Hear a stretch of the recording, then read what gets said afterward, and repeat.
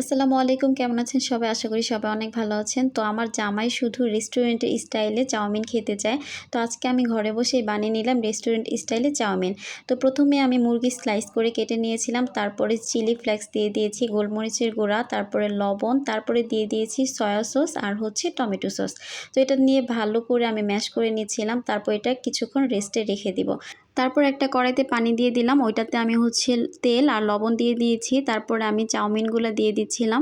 তো লবণ আর তেল দিলে হবে কি, একটার গায়ে একটা চাউমিন লেগে যাবে না। তারপর আমি পরবর্তী প্রসেসে চলে যাব। আমি এখানে পেঁয়াজ, কাঁচামরিচ কেটে নিচ্ছিলাম, তারপর অনেক ধরনের ভেজিটেবল কেটে নিয়েছি।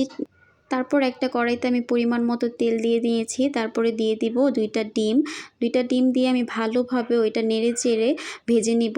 তারপর উঠিয়ে নিচ্ছি। তো একই কড়াইতে আমি আবার মাংসগুলো দিয়ে দিব। মাংসগুলো খুব সুন্দর করে বাদামি রং করে ভেজে নেব। এই তো ভেজে নেওয়া শেষ, তুলে নিচ্ছি। তারপর আমি পেঁয়াজ, কাঁচামরিচ দিয়ে দিব। একটু ভালোভাবে নেড়ে চেড়ে আমি দিয়ে দিব তুলে রাখা সেই সবজিগুলো। এক এক করে আমি সবগুলো সবজি দিয়ে দিব। তারপর সুন্দর করে একটু বয়েল করে নিব। হালকা একটু লবণ আর গোলমরিচের গুঁড়া দিয়ে দিব।